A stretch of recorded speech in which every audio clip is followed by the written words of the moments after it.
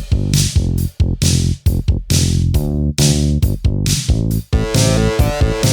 got you into a Remington party. What's my thanks? It's on the hallway carpet. I got paid in puke. Lick it up, baby. I got paid in puke. Welcome to Paid in Puke, the podcast where we discuss female-driven films through an inclusive feminist lens, with the help of the 1988 film Heathers. Paid in Puke is hosted by Jessica Baxter, Amy Green, and Christina Barr.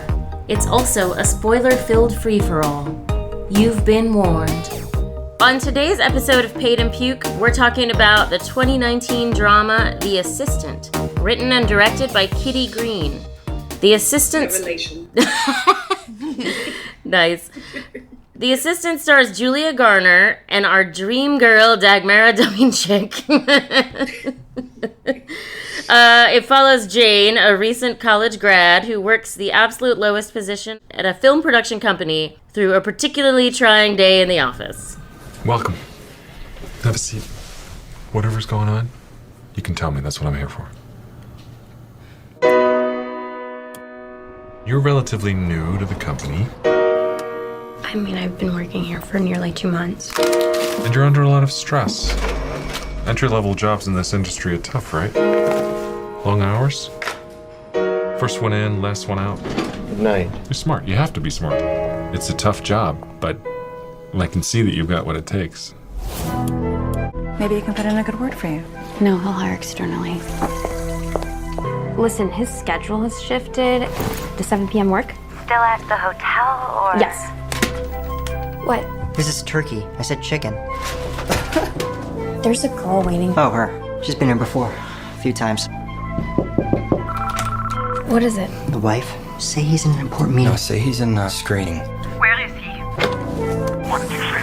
What did you say? They told me you were smart. I overreacted. It was not my place to question your decision. I will not let you down again. You know you can always come to us, right? Come to us first, okay? The last 2 checks don't have a name or anything, just the dollar amount. Ignore it. Okay, and will he know what it's for? Yep, he'll know. I wouldn't sit there. Never sit on the couch.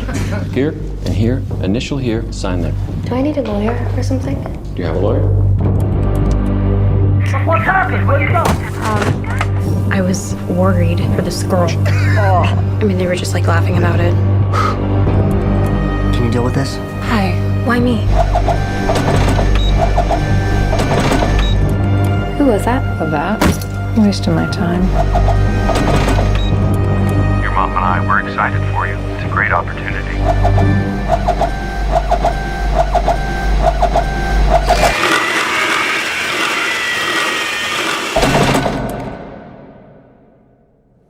What can we do?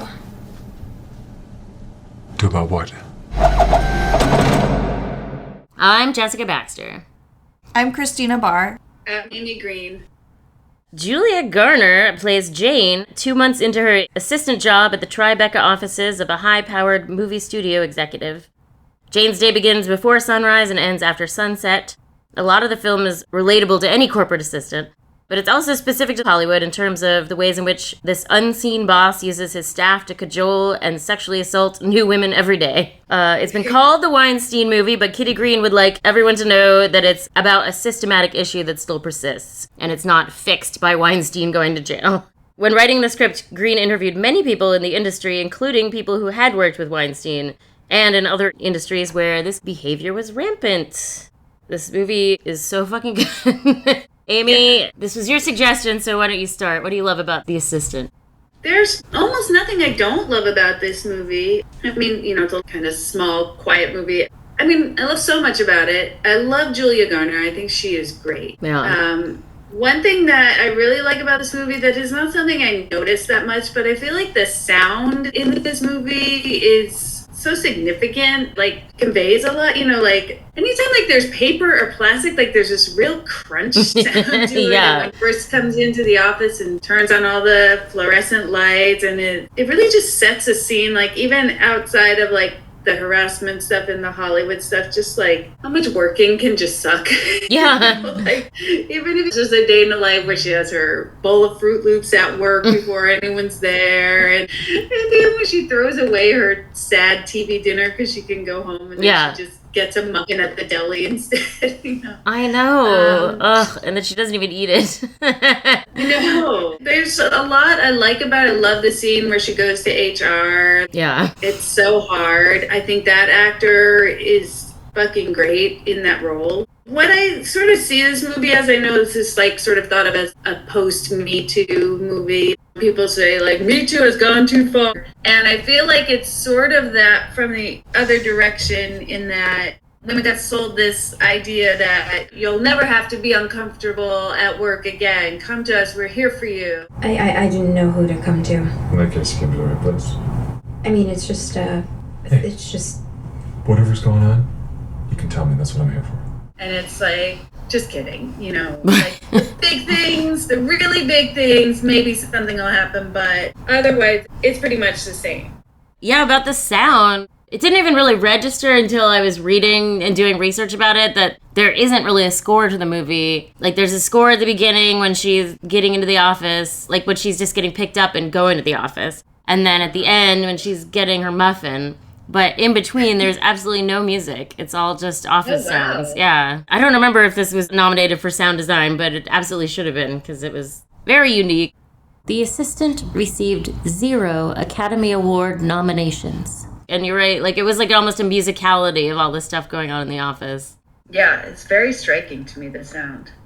Yeah, like kind of tied into the sound and showing all of these like really mundane, thankless tasks that she had to do. And I was just thinking like, oh, maybe some people would think it would be boring to watch all of this, but I was kind of watching it like, oh my God, this is like a really accurate depiction of what this work is. And like, I only know her name is Jane because I read an article about the movie, but I don't hear her name at any point in the movie. She's kind of treated like a part of the furniture or something, or she's always in the background. She's in the kitchen doing the dishes, and some other female employees, they obviously seem like they're unhappy with their jobs, but they leave their coffee mugs for her and don't even acknowledge her. And like the slicing open of the Fiji waters, and it's like making this seem like a fancy place or something where people have meetings, but like she's the person behind all of that, and she has to deal with her boss is receiving, it's like an injectable for erectile dysfunction, and she... It's like so much of that stuff. It's a whole case of that. She stocks his medication. She cleans that couch in the beginning. She's the work mommy. She's the work mommy, and nobody thanks her. Literally, no one says thank you to her once the entire time. I definitely noticed that, and you're right that no one says her name. One thing I do appreciate is at the IMDb, it's probably in the credits as well, the male assistants that are in her office, they don't have names at all, which is nice. Like, even in the script, they were called male assistant number 1 and male assistant number 2, which is really nice because that's such a reversal of what usually happens. Yeah. I mean, I don't think anyone has a name. Like, in the credits, people have names, but I don't think anyone says anyone's name in this movie. That's true. And then the boss is just referred to as he or him, like capital H. Right. And like the male assistants, there is still this implied hierarchy with them because they're pushing tasks off onto her like, you need to talk to the wife. Yeah. What? Can you deal with this? What is it? The wife? Why me? Fine. Or show the new, young woman the phones. They said you'd show me the phones, and totally. She's like, why do I have to talk to the wife? That's like the only time she pushes back on anything. And it's understandable because it is like so far out of a reasonable job description. And then the guy just kind of gives her a face that obviously means because you're the woman. Like, it's just so... Like, yeah. That was very good, like, no word acting. Yes, it was. Those guys were really good at being those characters. Yeah. And then, like, they're helping her draft these emails, like, mea culpa. Just say you're very grateful for this opportunity. You should add, I appreciate the opportunity to work for this company and will not let you down again. It seems like maybe they don't have to do those kinds of emails, but they're familiar with the woman before who might have had to write those emails. They're just like, this is what you need to do in your apology. She's been there for only 2 months, so there is an implication that it's sort of a revolving door position. And probably most people don't leave that position by getting promoted if they're women. There's probably like a girl position, and then they just get burned out, and then they fill it with someone else. And then she has to clean up his injected, like his ED medicine. She has to like dispose of sharps. She's handling biomedical waste, and Kitty Green is so good. I wasn't familiar with her until we went to the Royal Hotel, but her portrayal of existing while female is just so good. It's like a perspective that I haven't really seen very much of before, and it's almost like, oh my god, finally somebody's showing this shit. Because especially with the Office stuff, I think there's just not a lot of movies that deal with that, or the drudgery and the mundane, thankless things that you have to do. She's absolutely a master of microaggressions and just small indignities that make up that job. And it's so true that every assistant job has small indignities, but hers are just relentless. She has all of these things that she has to do every day, and the way she's doing them, she's only been there for 2 months, but clearly she's been able to get into the choreo of it. But it has to be just so soul-sucking, and it's obviously all because, she says she wants to be a producer. Right. And the men in that office who also have producer dreams are not going to have to work that hard to get there. They'll have to still work hard, but not hard in the same way that she does. Not in the same way, Yeah. And they won't be the target of such, humiliation, and she's slowly being trained. Everyone around her is so dismissive. The production people are like, oh, you just never sit on the couch. I wouldn't sit there. Never sit on the couch. And then, they find out that he went to the Mark, which is the nice hotel where the young lady from Idaho was put up, and they're arguing, this was just like London. No, it was Cannes. It's like that time at Cannes. I was in London, dude. I would remember where it was. It was Cannes. Seriously, you would not remember, given how late the Duke had you and what's his name? Who is this? It was Cannes. Jeffrey was there, remember? Everybody knows what is happening, and everybody is trained to dismiss all of it, Yeah, it's like he's a king, and he has the ability to, make people's movies' dreams come true as long as they serve him in every possible way. And a large portion of that service involves bringing him women. It's... And it's so believable.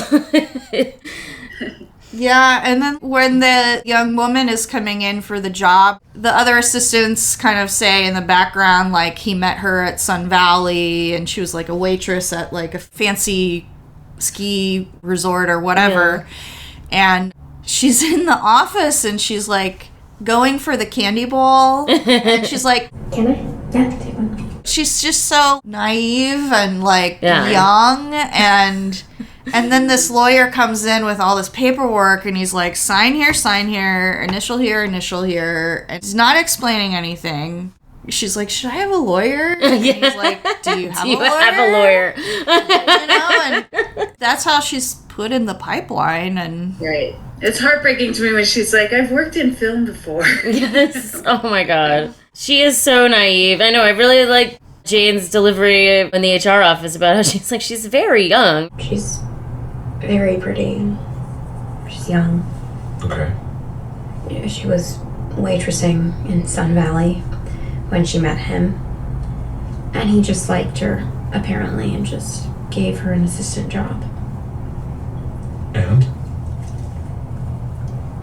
Well, she doesn't have any experience, or not much experience, and he just flew her over from Boise and is putting her up at a hotel.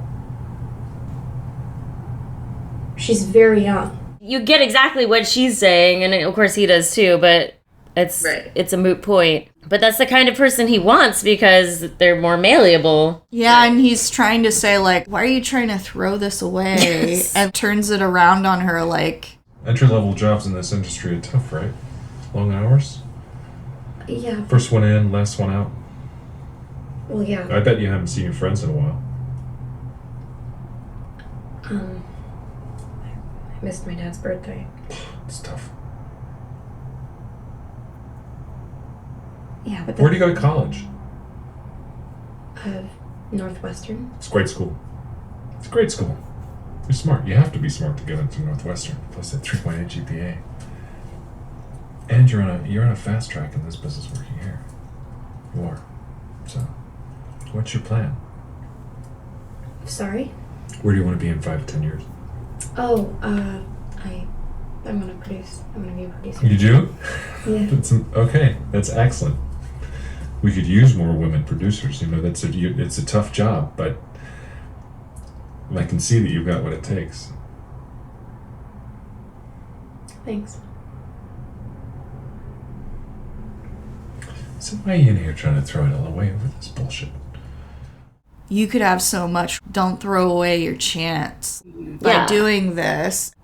And then I had kind of suspected he was going to turn it into like you're just jealous of this pretty girl. And he totally did that. Yeah. Let's assume I were to do the disservice of writing it up for you. So your complaint is as follows.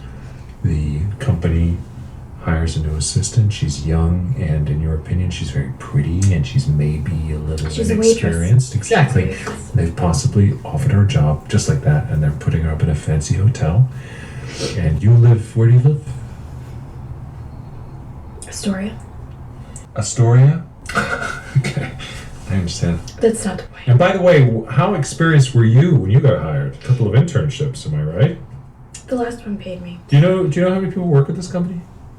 I have to make sure all of them are taken care of. And you know how many people want to work here? I've got 400 resumes teed up for your position alone. Ivy League grads, 4.0 GPAs. And here you are sitting in my office, stressed out, jealous of some new assistant who's getting more attention than you. I'm not jealous. I was worried for this girl. She's a woman. She's a grown woman. Sorry, yes. You think a grown woman can't make her own choices? I never said that. Because she's a waitress? Nope, I didn't. What then? What then? Listen, honestly, what do you want from me? You know, like, where do you live? Astoria. Right. Oh, I understand now. You know, like, he's just humiliating You're her. just a jealous poor girl. Yeah, it was brutal. You live in Queens. I had to do Google Maps because I was like, well, how long is that car ride that she takes? And it's an hour. It's an hour by car. And she probably doesn't always get a car. That is such a fucking long way to go. Oh my God. Yeah. And the other part of that scene, so she's like, goes to HR. The woman's like, I don't have you on the books.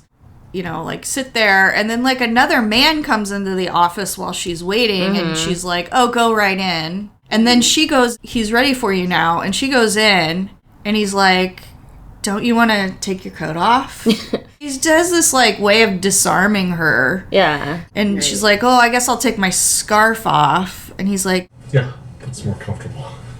Right. Like, telling her what's more comfortable. Yeah. And then she leaves at the end, and he's like, don't forget your scarf. You know, because it's like, I don't know. Well, she's just so blindsided by what happened. Yeah. She's, like, in a daze.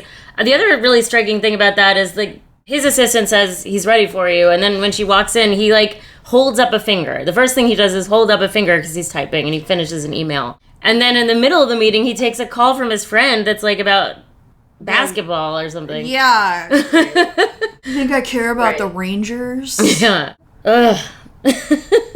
He was so good. Like, Matthew McFadden. There are 3 actors who were cast members on Succession. Oh, in man. this movie? Yeah. Matthew McFadden, the assistant who she runs into. I guess she has, like, dry cleaning, and she has the boss's kids and stuff. Yes. They have a moment in the bathroom where... Is that the nanny? I feel like I don't know if nanny. she's a nanny or whatever, and then she comes back and, like, packs a bag for LA or something. She's in Succession, and then she's Carolina in Succession, but she's... Dagmara Dominczak? Dagmara, yes. She is in Succession, too. The business vibe, the environment of that show is very much like The Assistant, too. Wow. I mostly know, well, I only know that guy because I haven't watched Succession. Maybe someday I'll watch it, but it's pretty far down my list for some reason. I don't know. Anyway, I know him as the other Mr. Darcy. Yes. Because there's the Colin Firth Mr. Darcy, and then there's the Matthew McFadyen one. He's like, it's the Keira Knightley. The Keira Knightley one. Pride and Prejudice. Yeah. So it's kind of funny, his trajectory. And I also really like Dagmara Dominczak's character because she's the only one in the movie where you can tell that she used to do that job. Like, even though she says almost nothing, just all of her knowing looks, and then especially in the elevator at the end when she kind of gives her that advice, it's like, don't worry. She'll get more out of it than he will. You know, basically, like, you'll get over this because you have to. Mm-hmm. Right. It's so powerful, even though she has almost nothing to do, but what she does is such an impactful moment. Yeah. That last scene, they're the last three in the office, and they are just waiting to be dismissed. Yeah. Like, right. I know, they're like, has he left? Because they can't leave until he leaves. But then she kind of tells them, like, he said we could go. Right. Matt was like, and they know exactly what that means. Like, yeah. told his assistant to leave while he's still there. Has he left yet? No. Yeah, that's the only time they're allowed to do that. Ugh, so fucking gross. I mean, and then there's just so many other aspects of the big boss that you never see, like, what a total asshole he is. Like, I guess he had a meeting with some other business people. They're from Asia, and the guy had, like, postponed his trip to work out a deal with this guy, and he didn't show up for the meeting. Because he was at the mark. Because he was, like, so he, like, screwed those people over, and then Jane, like, there's one scene where I didn't totally know what was happening, but it looked like she was trying to troubleshoot, like, a household worker fixing a vacuum. She was absolutely talking to the boss's housekeeper, and the housekeeper was so panicked.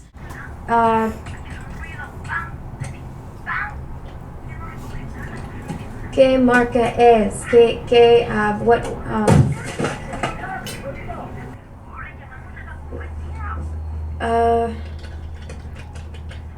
No, it's not your fault. It's not your fault. I'll fix it. It's so crazy, like, what will get you fired, but it's so believable, too, that it's like, if I can't work this vacuum cleaner, I might lose this job. Yeah, and everyone's just constantly paranoid about that. Yeah, and then, like, the driver who's, like, one person is really sick and can't do the job, and then she calls someone else to drive, and it's, like, his daughter's quinceañera, and Jane is like, can you reschedule that? Or, I know. You know, like, she just... But he somehow finds his brother or something to do the job. I mean, it's just, like, such a web of, like... Like, the fact that she would even think to ask that, and it's basically, like, because my job is to make sure this happens no matter what. It's this trickle down of abuse that happens. He's in a meeting. I have no idea. I don't care. I don't care. Just, you're ready to go when he is, right? Okay, so that's all I need to know.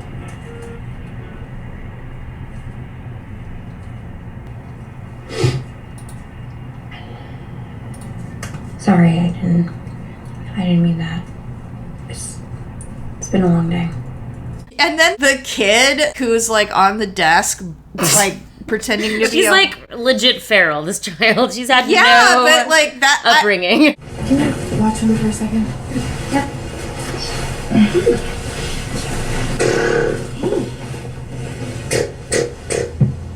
Nay! Now you do it.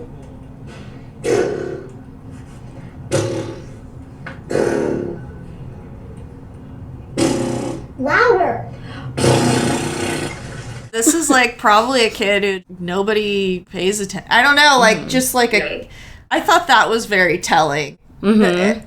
And then Jane, she's in the room with the two kids, and the girl is trying to get her to, like that, and so Jane does it, but you can just tell she will do anything. I mean, she's willing to go there because this is the boss's kid. She will humor the children. She will clean up the waste. Like, she's so wants to do a good job, and that is so sad too. Like, when you see her by the water cooler calling her mom, and like she wants to have a real conversation, but she's not exactly in a neutral location, or somehow just can't. There are eyes everywhere, and everyone can't wait to collect some dirt so that they can get someone fired and take their job or whatever. You know, there's like so much backstabbing everywhere. Even though they're all working together toward this common goal, they're also constantly trying to fuck over other people for their own benefit. The kid thing was so telling to me because obviously it didn't say in her job, watch my kids when they come into the office. Right. But she knows already from earlier that day that she could get in trouble for literally anything. Anything and nothing. And so if the kid complains, she wouldn't play with me, she might get fired for that. She'd definitely have to craft an apology email. So it's just like, I have to do whatever this fucking kid says because of who her dad is. Right. And just like how she gets handed a baby, I'm pretty sure it's the nanny. That was another interesting thing. And she walks in and hands her this baby, and it's probably because he demanded his dry cleaning, and she was like, well, what do? I have to take care of these kids. And then he yells at her behind closed doors, don't ever fucking bring my kids to the office again. And it's like, did she have a choice? Probably not. I'm sure she wouldn't have done that if she had somewhere else to put them. And then meanwhile, his wife is driving around town being angry about stuff. Yeah. Like, she gets in there so early, and then the other guy, the assistant, comes in, and he's like, oh, yeah, we need the grosses. Could you rank them by market and, I don't know, something like... It was like two different ways to print out the same information. Yeah, and she just, like, does it, you know? That's not, like, a low lift kind of a thing, and it's amazing how much she does in one day. Like, and I kind of got confused. Like, and maybe this was the intention Kitty Green wanted. Like, I couldn't tell, like, what time of day it was, or like whether it was like all the same day, or like you kind of lose. I mean, she literally doesn't have a life. She's just on a hamster wheel. Morning. Schedule. How was your weekend? Amazing. Yours? I was here. Oh, right. Thanks for that. Yeah. And it's her job to go get lunch for the three of them, and then they just complain about it, and they never say thank you. This is turkey. I said chicken. Forget it. Probably the only reason she's allowed to leave to get lunch is because she's also getting it for them. And she doesn't get a break. She's eating the sandwich at the desk. She gets 0 breaks. Her only break is to go to HR and get berated. Right. One of the guys she was talking to, just like a balled up piece of paper being thrown. Yeah, he throws paper at her twice to get her attention. It's so fucked up. It is really fucked up. And I know it's not supposed to be Harvey Weinstein, but I did notice that she booked at the Peninsula Hotel, which was Harvey Weinstein's hotel, preferred hotel that he used. And then the creepy moments where the two assistants were obviously talking to the boss next to her desk, and it was like they were having like a raunchy joke or something. Yeah. You could tell it was something. One moment. Oh, no, not again. You're on? Oh, wow. Who is it?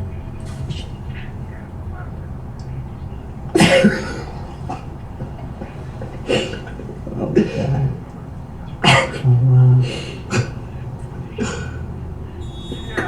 Oh, wow.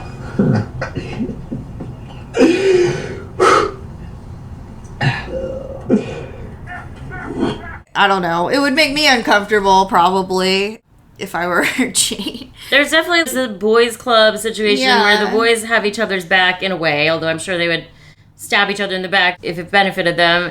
But, like, that's the only teaming up you see is men teaming up together, and then all the women are just kind of, like, out there alone. And then every once in a while they give another woman some, like, really depressing advice. That's how they get through the day. And she's doing the books, and she calls, I don't know, a finance guy or whatever, and she's like, these 2 checks don't have any names on them. Is he going to know what that's for? And they're like, he'll know. Hi, it's me again. Yes, the last 2 checks don't have a name or anything. Just the dollar amount. Ignore it. Okay, and will he know what it's for? Yeah. Okay. Hell no. Okay, sure. Thank you. They say ignore those. Ignore them. Like, Right, forget you saw that. I don't know, just that she's doing that. Like, even that. I bet those bills, like, half those bills are probably not even for that office. She's, like, balancing his checkbook and writing the checks out for him so that all he has to do is sign them. And he, like, literally does nothing for himself at all. It's Right. so disgusting, but so true. It's so fucking true. The other scene of just like the mundane office work, but I thought it was really interesting the way that she's printing out these color copied headshots of women, and it's just like a new woman's face, like every second. Oh, it's blonde, redhead, or whatever. It's just like a, I don't know, She's a printing factory a of catalog for him, basically. like a catalog of women, a binder full full of women. Yeah. Then, like, the one on top is the one that you see walk in later. And also, I think it's so telling how anytime she puts something on his desk, she kind of adjusts it a little bit at the end. Like, she puts a glass down and then she turns it, like, 3/4. And then when she puts the papers down, she firms them up and then kind of changes the orientation to the tiniest. Because, like, she's so berated. Like, every little fucking mistake. I'm sure she's been yelled at for not putting things on his desk precisely. And all this fucked up stuff. She's just got such PTSD from everything. Already. I mean, we've kind of gotten away from our format because this movie is just so fucking... It's so good, man. Yes. Kitty Green is, like, where did she come from? I mean... Australia, mate. Well, I mean, I knew she came from Australia, but I just meant, like, wow, where did she come from? She's young. She's an up-and-comer. She's the master of realistic horror films, in my opinion. We should do Royal Hotel sometime, because it is... It's so tense. I mean, did anyone have any hot probs? Shut up. Hot probs is on. Oh shit, yeah. I had just the tiniest, stupidest one. Just to think of something. Not really. I mean, not a hot prob, but more like a discussion point of the HR scene. I wrote down I have a hot prob with myself because I kind of feel where he's coming from, you know, even though he's such a dick, you know. That scene is just so well done. My question more like, do you think that she has reason to go to HR? I watched this with Matt. I mean, I had watched this before, but when I watched it for this, I watched it with Matt, and he hadn't seen it. And, like, he thought she did have reason, but that she kind of biffed it a little bit, you know? He was like, your thing that is a legit HR complaint is that you have to clean cum stains off the couch, you know? This kind of stuff. Yeah. It's not so much hot problem. It's a question, do you think... In retrospect, it was a mistake to go to HR, I would say, but, like, did she have a legit HR complaint? I think that it's hard to, like, prove things, but just knowing the environment, her work environment, like, it's sort of known that he is having sex with these actresses, and it's very curious, the timing of him going to the hotel with the girl having just checked in, and she is, like, presumably of age, like 18 or above or whatever, but I mean, there is that power dynamic that is, I don't know, it's like the argument of, well, this person is an adult, or there's nothing that she can prove, but I think there's obviously like an alarm is going off inside her, you know, like something is wrong. It's a conspiracy machine to allow his behavior to continue, and literally everyone in the office knows what he's doing. I mean, it's fucked up, but that should have been a clue that going to HR would be a dead end. Is like, everyone works all day to allow this to happen, to make this happen. No one's gonna throw it away because an assistant complained about it. But I would say the thing she had the most legs to complain about, maybe it was like getting in trouble for literally not saying anything to the wife. Just like being on the phone with his wife. What? Can you deal with this? What is it? The wife? Why me? Fine. Hello? Sorry? They're blocked? I'm surely not. Let me get in touch with the bank. Yeah, it's... I mean, you have your personal cards, right? I really think that this is a misunderstanding. No, I am. I'm trying to help. I really don't.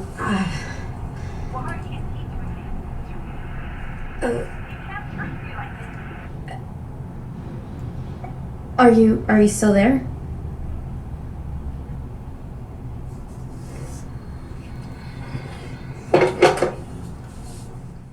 And she doesn't even say anything. This woman just yells at her and hangs up, and then she's in trouble. Right. Yeah, and then he berates her. Yeah. I mean, that's there's no way that anyone could argue that that was part of her job and that was something she should get in trouble for.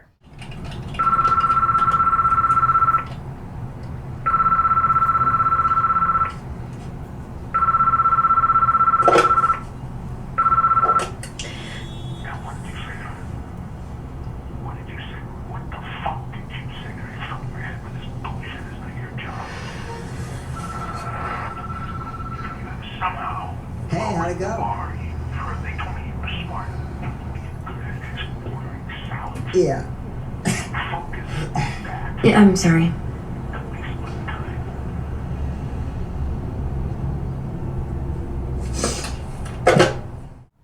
Versus all the other stuff, it's like, oh, well, you have to clean cum stains. Well, that's because you have to keep the office clean. Although he does say, it's interesting in the meeting, he's like, you were tidying the office, why? And she's like, I was told that I should keep it neat. And I found an earring in the office today. An earring? By his couch. And a hair tie on the floor last week. Forgive me, but are you often cleaning things off his floor? I mean, we have a janitorial crew, right? I'm supposed to tidy up. Even though it's not in her job description officially, it is expected of her to clean up every little thing. She's so young and inexperienced and, probably thinks HR is there to protect. Right. Yeah. Not the company, it's such a but bait and switch, when she first is down and he looks so genuine and he's like, if you're not sure where to come, then you came to the right place. He totally is like, I'm here for you.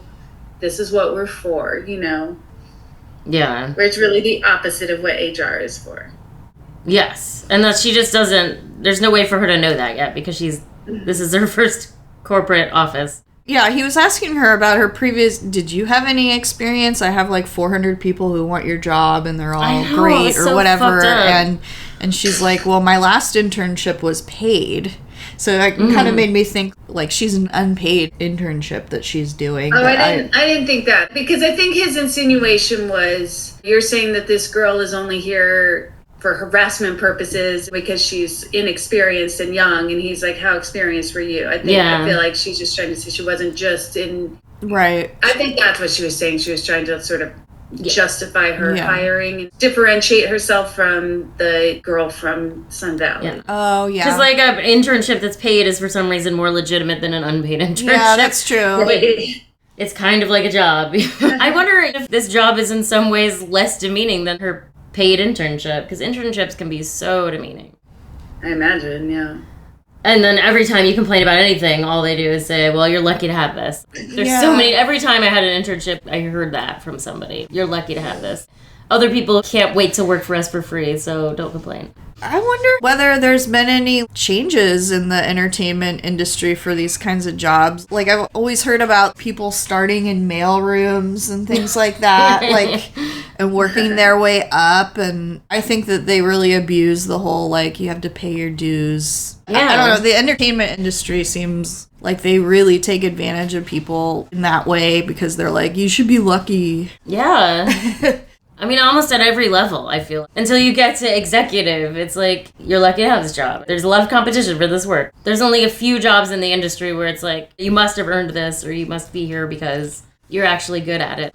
But she really is so good. She's so precise, so detail-oriented. Yeah. She does seem like she's good at her job. And he actually even does say that, the boss, in that response where you're good. Yeah. I'm tough on you because you're good and you could be great, No. Which is also a manipulative tactic, but... Absolutely. I think she must be... It seems like it's very easy to just fire people, so... I feel like there must be some truth to that, her being good and him not wanting to fire her because he just could if he felt like it. Right. That's such a manipulation, and she wants to be in this industry so badly, and she wants to do well, and she's being made to believe that this is what I have to go through in order to be great or, be good. And that's just so unfortunate. Right. To have jobs where you expect to be treated like shit. Yeah, it's just part of the job. You're like, I accept this position of whipping boy or whatever, Right, yeah. Right. I found a really relatable moment that was, I feel like, a universal assistant moment when she gets the paper cut on that, like, fancy envelope from the president. That is just like a expected assistant thing. You like open all the mail and then you put the mail where it needs to go and then you pay this bill or that bill or whatever. It's just so crazy that these people can't even open their own mail. And I got so many paper cuts from opening mail and from like sending out all the mailings. I wonder if they still do that shit. I remember having to send off 200 newsletters in the mail and collate them and oh my god, like print them, collate them, fold them, put them in the envelope, seal the envelope. I had to go and ask if I could please buy a sponge so I didn't have to lick all of the envelopes. Yeah, jeez.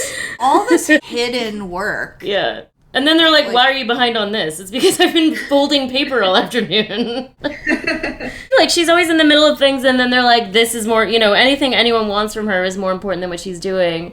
But she knows she has to get back to the thing she was doing before because she's going to have to answer to someone else about that. I mean, It's literally a thankless job. Like, I super appreciate that no one, even the people who are kind of nice to her, ever say thank you. Yeah. Right. It's so significant. Yeah, so and you said you did have a minor pet prob? It's so stupid.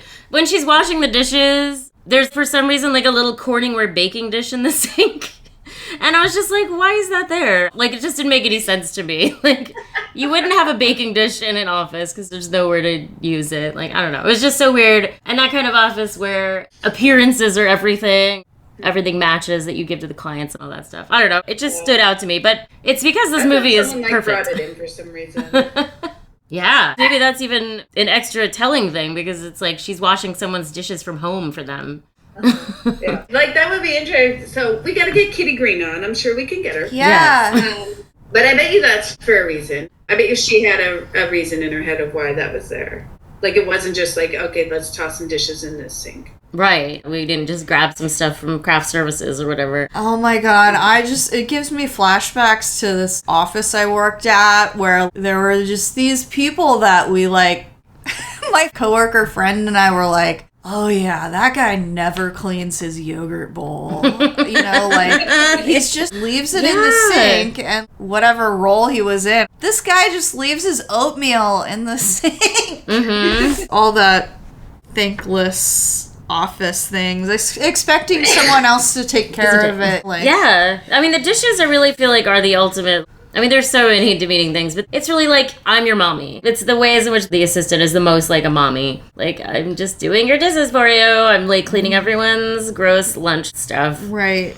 It was really striking to me that when she goes into the conference room to clean up, the whole scene there where she's like wiping stuff off the table and then there's some uneaten, they're probably like really expensive pastries, and she sticks one in her mouth while she's cleaning. And she's like wiping crumbs off with her hands. They trashed that. They completely trashed. They were like absolute animals. And that was like flashbacks. I've definitely been there where it's like we had a crazy conference and now you have to go in and do that. Because other people are going to be using this before the janitorial staff get here. So somebody's got to do it. It's not going to be us. And then, like, those fucking guys just stand in the doorway and, like, don't let her leave for some reason for a minute. Yeah. It's so weird. They're just, like, in her way, and she has, like, 2 hands full of stuff, and they're just kind of glaring at her.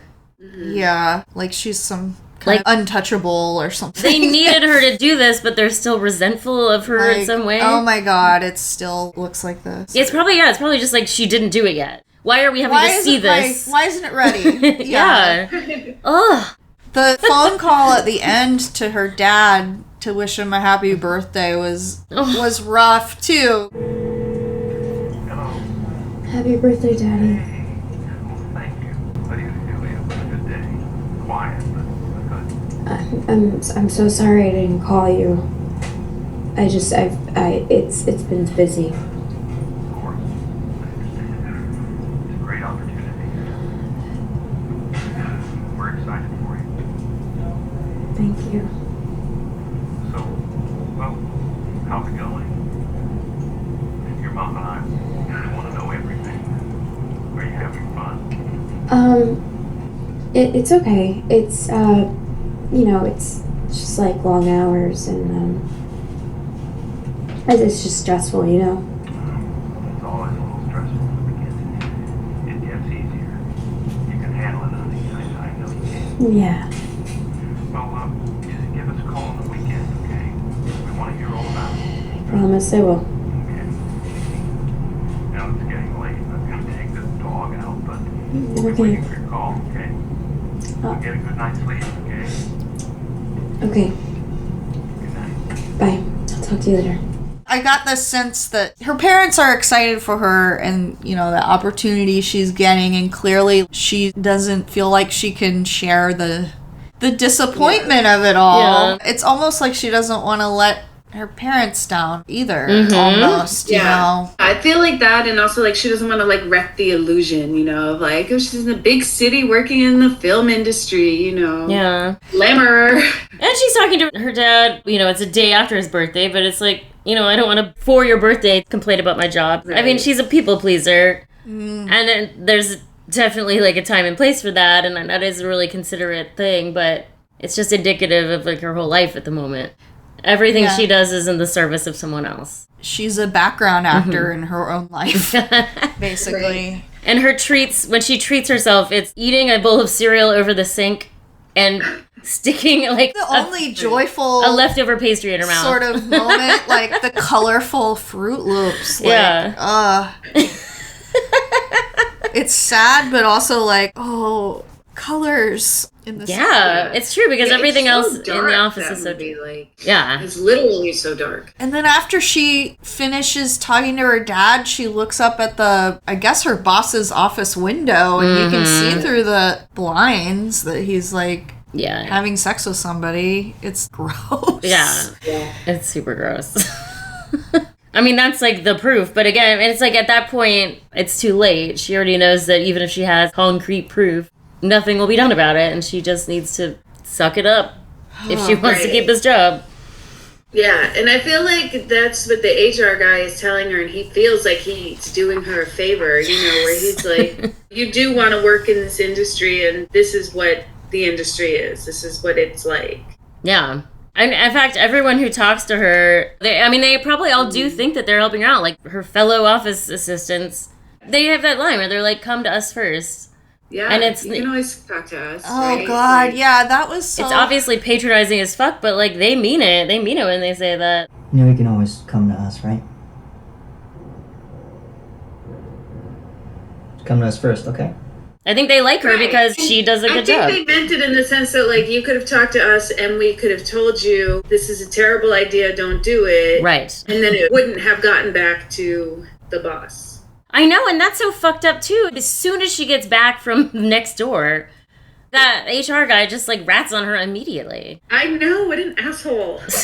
And why does he do that? If he's like, I'm trying to help you out, is it just to, like, teach her a lesson and he knows that this time she'll be okay? That his first allegiance is to the boss. Ugh.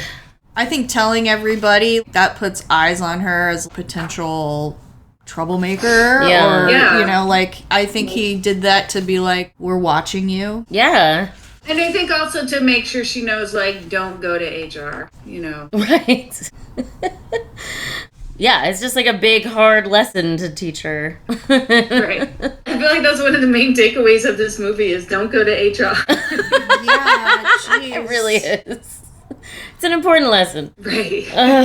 Oh my fucking God. Next call.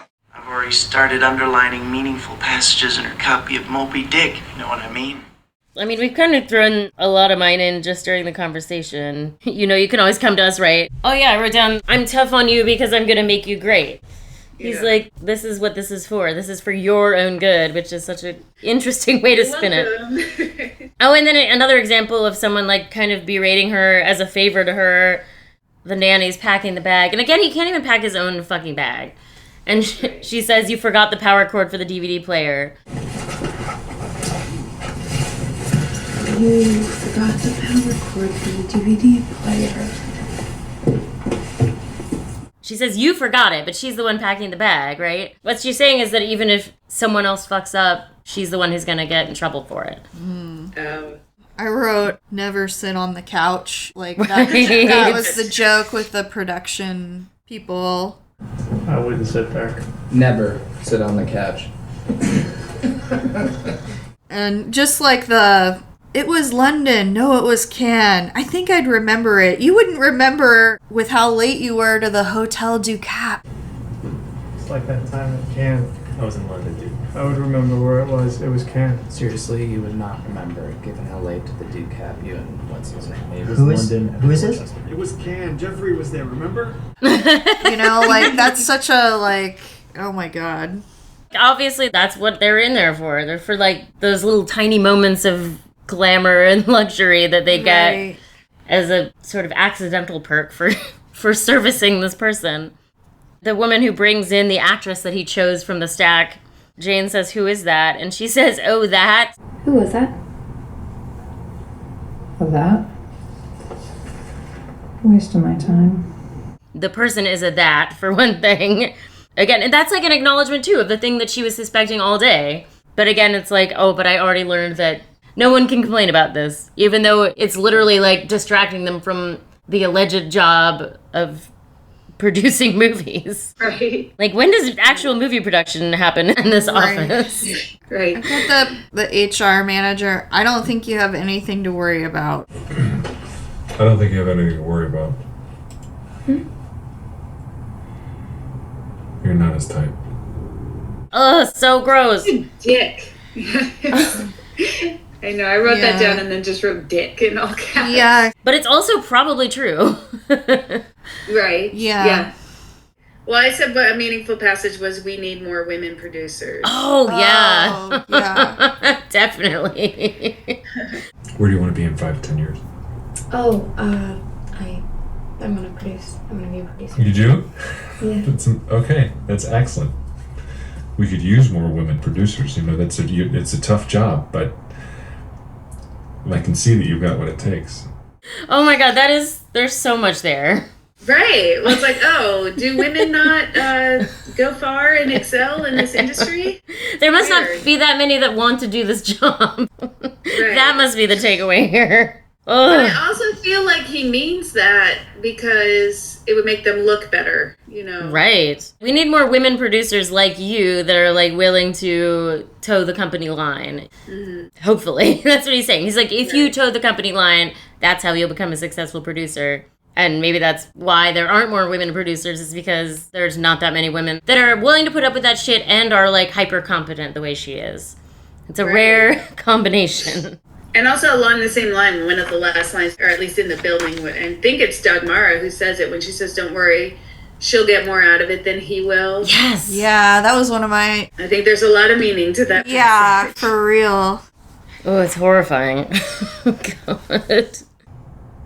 We definitely went over the gist of this, but the most meaningful line in the HR scene to me was, she's like, when I found out, and he's like, what did you find out? Obviously, you couldn't have found anything out, but then he said... And this girl, has she done something to make you... do you suspect that she's done something to harm the company? No. I mean, I don't think so. It's like, that is the mission statement of HR right there, just written out in plain ink. Yeah. And that's when she gets so flustered, because it's kind of dawning on her what's going on, but then she's like, what have I done? How do I get out of this? Yeah, she definitely didn't think it through what going to HR was going to be. When you're young, I mean, I don't know, where do you learn that kind of thing? Right. I mean, I only learned about that through, like, I don't know, getting older and opening my eyes more, I guess. But, you know, there's not a lot of direction. People don't tell you all of that stuff about the real world or what, you know, like. Yeah. Well, it's because if you say it out loud, then it draws attention to how fucked up it is. So you have to just imply it so that it's like, this is the way things are and there's nothing we can do about it. Yeah, it's depressing to have to tell a young person, you need to watch for every possible way that you're going to get screwed. Or, you know, and it's like, you kind of do. Nobody told me that, but the world is not what I thought it was Oh my God. when I was younger. Especially not any corporate office.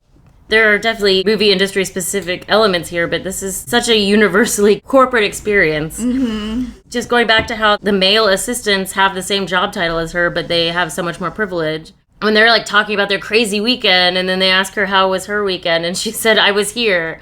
And then the one guy goes, oh, right, thanks for that. And there's a thank you. He says thank you. But it's like, does he really mean it? A, and B, he never even would have thought how much she has to sacrifice.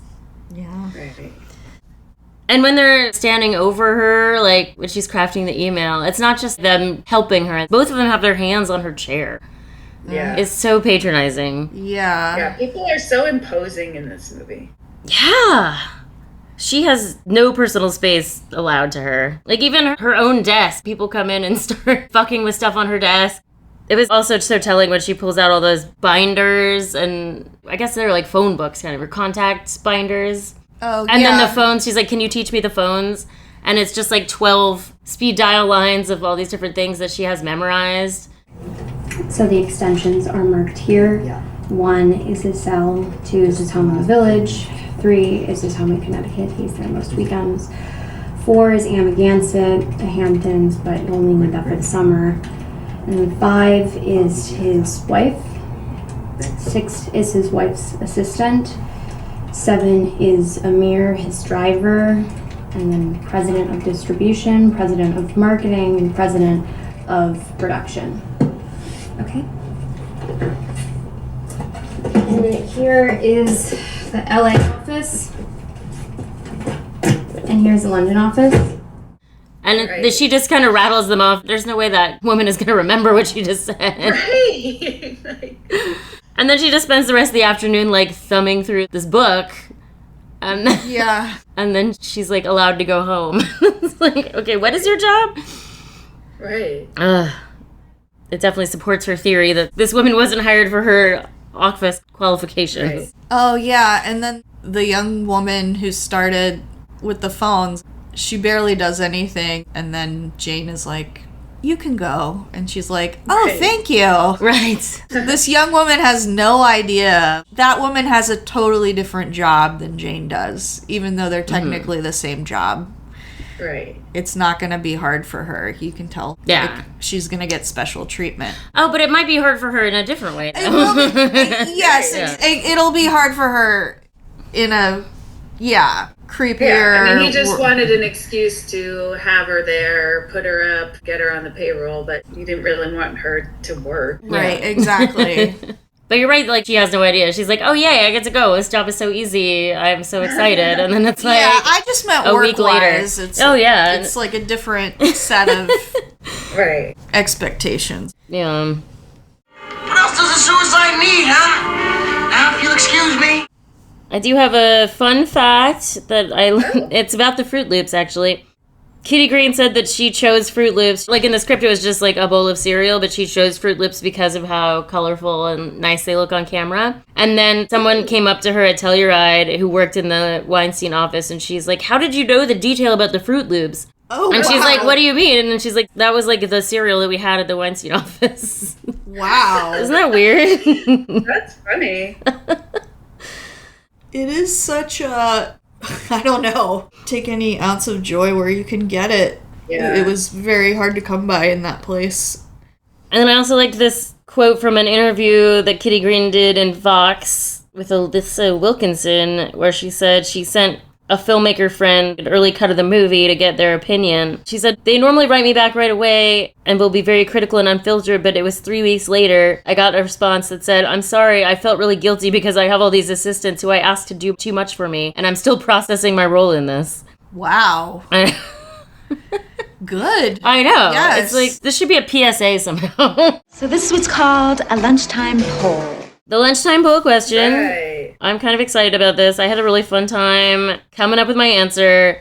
What is the dumbest thing you've ever had to do for a boss?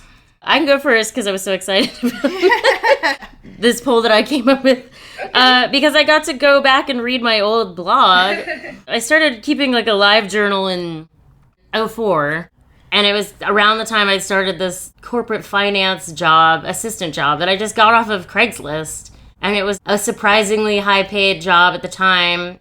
I want to say it was $12 an hour in 2004, which was, like, pretty good. Yeah, that's good. But it turned out it was because it was, like, this kind of job where I was the office mommy. And there weren't that many people in the office. There were 2 finance bros who were my bosses, and one guy was more in charge than the other. And then there was this, like, sort of middle management person who didn't have her full CPA certification yet, but she was technically my superior because she had gotten a degree in business and finance. And she treated me like I was her personal secretary. So I called her, in my blog, I called her the little dictator, or Lil D.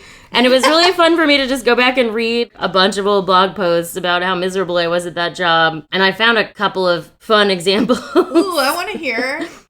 Okay, here's one. Okay, so September 1st, 2004. Distressing afternoon when Lil Dictator argued needlessly about whether or not she should have to answer the phone when I'm in the bathroom or at lunch. The argument was long and stupid because she was the only one arguing anything. The short of it is that my boss said we should all be responsible for making sure the phone gets answered.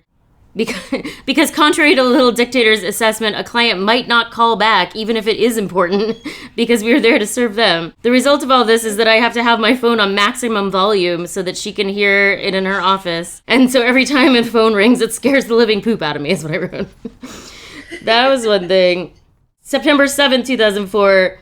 There's a ton of work to catch up on, and the cleaning people threw away everything in my boss's inbox, so I've had to deal with describing papers all morning while they fish through the garbage next to me looking for the papers. Oh my god. July 27, 2004. I have the crappiest desk in the office. It's the reception desk. It doesn't look very good when a client walks in, so everyone was hovering around me, offering free solutions to make my area better. Lil Dictator said, "Why don't we take all this stuff and move it to the table behind you?" She was gesturing toward all the papers and files on my desk that are my literal work. I said, "Because that's my work." And she said, "Oh, well, what if we put it over on that credenza in the corner that's, like, even further away?" After that, they put my garbage can in the corner way far away from me, rearranged my files, and tried to get me to move my computer monitor to about 2 inches away from my face. Oh, jeez. The whole process took about 2.5 hours in which no one was doing any actual work. But then the thing that won my official... I'm sorry, I know this is long, but I really had fun reading these things. Yeah, I like This is the one that is, I think, the dumbest thing. Where did it start? Okay, the dumbest thing I had to do. November 15th, 2004. I just got the following email from Lil Dictator. "Do you know why the coffee table is in a weird place?" I looked over and sure enough, the coffee table had been moved slightly closer to the wall than before. Being the logical person I am, I quickly deduced that the cleaning people must have moved it when they vacuumed over the weekend. I told her so, ignoring the overwhelming urge to be a snarky bastard about it. She wrote back, "Can you move it when you get a chance?" I can, but why didn't you move it when you noticed it? Seeing as how it's bothering you so much. Wow, that is like serious micro manage. Yeah, like, wow. It was a whole email exchange about moving the coffee table a couple inches. Oh my god. I haven't had any, like, nothing, like, super egregious, like, in the movie, but I had a boss that told me not to talk to them before 10 a.m. And that was very awkward because we sat, like, 2 feet away from each other, but it was sort of like a not until I've had my coffee and settled in kind of thing. God. So that was pretty ridiculous. I also had a boss who, like, had me drive her to look at cars, and I just stayed there while she bought a car. Oh my god. Wow. That takes forever to buy a car. Yes.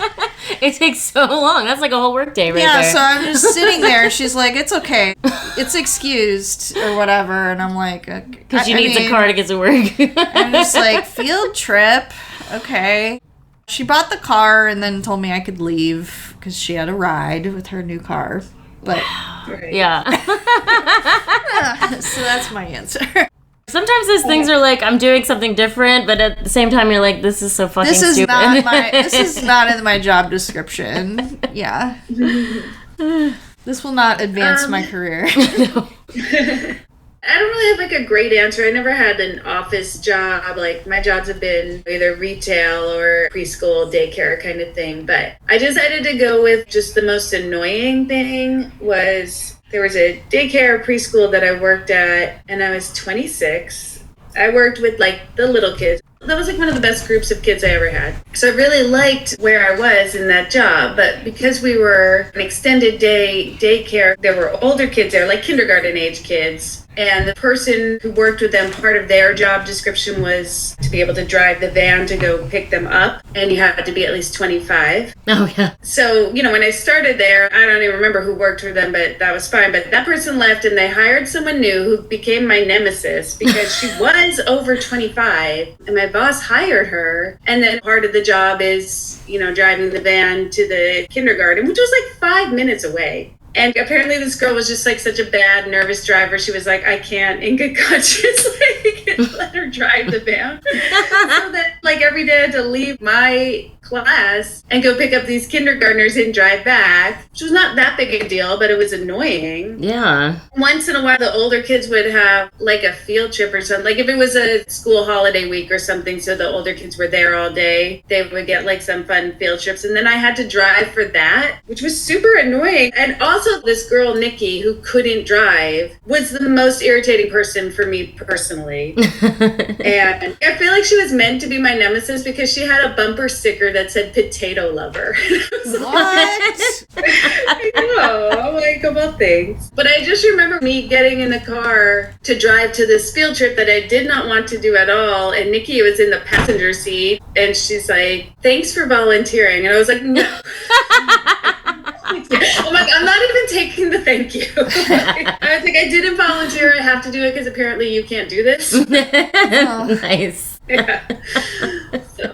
I'm so glad you said that because that is like an obnoxious, toxic personality trait that some people have where they're like, thank you for volunteering to do this thing that I made you do that you're definitely doing under duress. Like, she had to know. Right. Like, I didn't volunteer. And I wouldn't have volunteered. Yes. Yeah, I hate that where the person who can't or is unwilling or unable to do something kind of gets rewarded by not having to do it, Or, right. Yeah, and it's like, yeah, exactly. You got let off the hook, Yeah. That is annoying. Yeah, when you're hyper confident, it's like almost a punishing existence because everyone's like, oh, they'll do it because they're so good at doing everything. But you shouldn't make one person do everything. Other people should also pitch in. She was like not a good boss, that lady who ran that center. It was on her. Like, that's part of the job description. Don't hire someone to do that. Totally. I've seen many job descriptions that say, like, must be able to drive. Right. Like, if it's part of the job, then get a job where you don't have to drive. Right. There's so many jobs where you don't have to drive. So many. There's hardly ever jobs where you have to drive a van full of kindergartners. How very.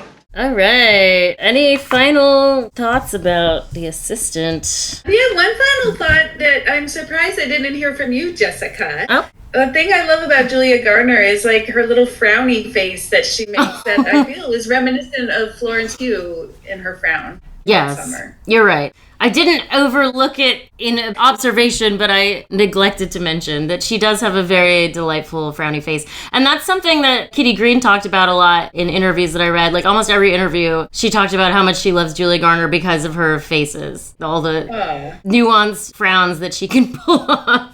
It is pretty amazing. And also, I wonder if that's like what the HR person meant by you're not his type. That you're not like a smiling, pretty lady, Right. Like, she is obviously a gorgeous person, but it's like, you're not giving of your beauty to others in the way that these actresses are.